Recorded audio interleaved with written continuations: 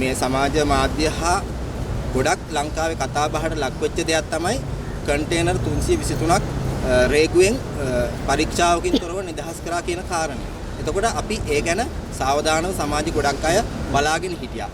පස්සේ අද වෙනකොට දයාසිරි ජයසේකර සහ උදේ ගම්මන්පිල කියන හිටපු පාර්ලිමේන්තු මන්ත්‍රීවරුන් ඒ ගැන බරපතල ප්‍රකාශ කරන්න පටන් අරන් තියෙනවා සමාජ මාධ්‍ය සහ මාධ්‍ය ඔස්සේ. එතකොට අපිට තේරෙන විදිහට මට තේරෙන විදිහට සාමාන්‍ය කෙනෙක් දෙයක් කියන්නේ ඒක ගැන හරි තොරතුරක් දැනගෙන එක්ක එයාට මොකක් හරි මූලාශ්‍රයක් පදනම් කරගෙන. එතකොට දේගම්මන්පිල සහ දයාසිරි ජයසේකර කියන දෙන්න හරියටම කියනවා මෙන්න මේක තමයි සිද්ධ වුනේ කියන එක. එදා ඒවා එළියට යනකොට ජනවාරි 18 ඉඳලා ලංකාවේ අපරාධ වැඩි වුණාලු. එතකොට ඒකට යාලා සැක කරනවා ආයුධ ගේන්නේ නැති කියලා. එතකොට කුඩු ඒවා ඇතුලේ එන්නේ නැති කියලා. එතකොට ඒ ලංකාවේ සමාජය ඇතුලේ අපරාධ එදා ඉඳලා වැඩි වෙන්න පටන් ගත්තා කියලා කියනවා. එතකොට අපිට සාධාරණ සැකයක් තියෙනවා මෙයාලා ඒ ගැන දන්නවා කියන එක. එතකොට හැබැයි දන්නවා කියලා මීඩියා වල සාකච්ඡා තියලා වොයිස් කට් දුන්නට වැඩක් නැහැ. ලංකාවේ පරීක්ෂණ කරන යාන්ත්‍රණයක් තියෙනවා. ඒ වගේම පරීක්ෂණ කරන්න ඕන. එතකොට මේ දෙපළ කවදාවත් එහෙම පරීක්ෂණයකට පැමිණිල්ලක් කිසිම දෙයක් ඉදිරිපත් කරලා නැහැ.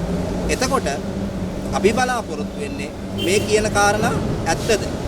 එතකොට මෙයාලා මේ කියන කාරණා දන්නවා නම් එයාලා කැඳවන්න ඕන පරීක්ෂණ වලට. එතකොට මේ ලංකාවේ සමාජ පුරවැසියෙක් විදිහට මට සහ මේ සමාජයේ සියලුම දෙනාට අයිතියක් තියෙනවා. මෙයාලා දන්න දේවල් දැනගන්න. එතකොට එයාලා දන්න දේ ඇත්තද කියලා අපිට දැනගන්න අයිතියක් තියෙනවා. එතකොට ඒක නිසා තමයි මම CID එකට පැමිණිල්ලක් කරන්නේ. මේ කාරණා සම්බන්ධයෙන් එයාලා දන්න තොරතුරු තියෙනවා නම් කැඳවන්න පරීක්ෂණයකට. පරීක්ෂණයට කැඳවලා එයාලගෙන් ඒ තොරතුරු ගන්න. ඒ තොරතුරු අරගෙන සාධාරණ නිදහස් පරීක්ෂණයක් කරලා මේ රටේ පුරවැසියොන්ට ඇත්ත දැනගැනීමේ අයිතිය තියෙනවා. ඒ ඇත්ත දැනගැනීමේ අයිතිය මේ ලංකාවේ පුරවැසියොන්ට දෙන්න. තොරතුරු එළියට දෙන්න. එතකොට මේ ප්‍රශ්නේ ඉවරයි. ඒක නිසා අපි පැමිණිල්ල කරේ ඒ පුද්ගලයෝ කැඳවන්න සාධාරණ පරීක්ෂණයක් කරන්න කරලා ඉවරලා ඇත්ත තොරතුරු මේ සමාජයට දෙන්න කියන්නේ. නැත්තම් මොකද වෙන්නේ? සමාජයට වැරදි මතයක් ආදේශ වෙන්න පුළුවන්.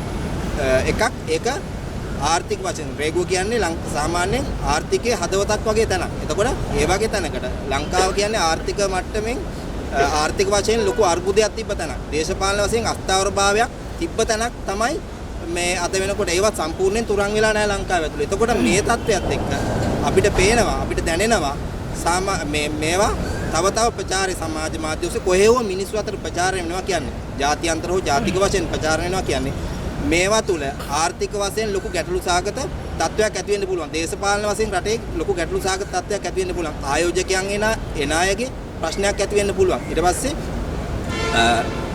ලංකාවේ ඉන්න ව්‍යාපාරිකයන්ගේ සහ ආර්ථිකයට සම්බන්ධ අයගේ ඇතුළේ ප්‍රශ්නයක් ඇති වෙන්න පුළුවන්. දේශපාලන වශයෙන් ලංකාව තුළ ප්‍රශ්නයක් ඇති වෙන්න පුළුවන්. ඒක නිසා කියන්නේ මේවා අර කියනකොට විධිමත් භාවයෙන් කියනවා නම් ඒ වගේ සත්‍යතාවයක් තියෙනවා නම් බය වෙන්න ඕනේ නෑ.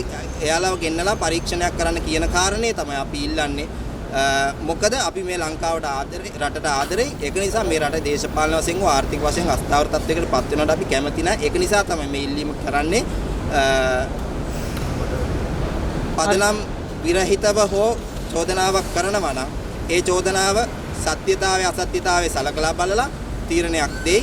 එහෙම වුණොත් අපි කියන්නේ මේ චෝදනා කරන අයටත් ඒ චෝදනා බොරු නම් ඒ අයටත් නීත්‍යානුකූලව එතනින් එහාට ඉදිරි පියවරක් ගන්න කියන ඉල්ලීම තමයි අපි කරන්නේ. පාර්ශවයේ දේශපාලඥයෝ කාලයක් මේ දේශපාලනේ නිරත වෙන අය ඒගොල්ලෝ අත්දැකීම් නැති අය නෙමෙයි අත්දැකීම් තියෙන අය. ඒකට ඒ වගේ අය මෙවැනි වනපොත් යෝජනාවක් රජයට එන්න කරයිද පදනමක් නැතුව කියන එක ඔබතුමාගේ පැහැදිලි. ඔය පදනමක් තියාගෙන චෝදනාවක් එන්න කරනවා නම් මීඩියා නෙවෙයි මාධ්‍ය නෙවෙයි මේ යුක්තිය කියලා කියන්නේ. එතකොට එයාලට පදනමක් තියාගෙන තොරතුරු තියාගෙන චෝදනාවක් එල්ල කරනවා නම් අපි ඒකයි කියන්නේ. එයාලව ගෙන්නලා පරීක්ෂණය කරන්න. එතකොට පරීක්ෂණය කරනකොට මේ හැම ප්‍රශ්නයකටම උත්තරේ හම්බ වෙනවා. මම තුමාගෙන් දැනගන්න කැමතියි දැන් ඔබතුමාලා ඒ ප්‍රකාශය සම්බන්ධයෙන්ද පැමිණිල්ල දැම්මේ. දැන් මේ වෙනකොට ওই සිද්ධියට අදාළව විමර්ශනයක් යනවා. අපරාධ පරීක්ෂණ දෙපාර්තමේන්තුව. එතකොට ඒකට සහය දක්වලා මේ දෙන්නගෙන් ප්‍රකාශ ගන්නද නැත්නම් එතුමා කරපු ප්‍රකාශයට අදාළව විමර්ශනයක් යන්නද? එතුමා කරපු ප්‍රකාශය සම්බන්ධයෙන් තමයි මේ චෝදනා මේ පැමිණිල්ල දාලා තියෙන. එතුමා කරපු ප්‍රකාශයේ සත්‍යතාවය අසත්‍යතාවය අපි දන්නේ නැහැ. එතුමා ප්‍රකාශ කළා තියෙන්නේ මෙන්න මේ කාරණා නිසා මෙන්න මේ සිද්ධි 10ක් ලංකාව ඇතුළේ සිද්ධ වෙලා කියන එක තමයි එතුමා කියලා තියෙන්නේ. ඒතකොට අපි කියන්නේ මේකේ නිර්වද්‍යතාවයක් තියෙනවා නම් එතුමත් එක්ක මගේ පුද්ගලික තරහක් නැහැ. කියන්නේ නිර්වද්‍යතාවයක් තියෙනවා නම් ගෙන්නලා පරීක්ෂණ කරලා මේක රටට හෙළි කරන්න. ඒතකොට එතුමාලාගේ තොරතුරු සත්‍ය නම් රටට හෙළි කරන්න ප්‍රශ්නයක් නැහැ. පිළිගන්න පුළුවන්.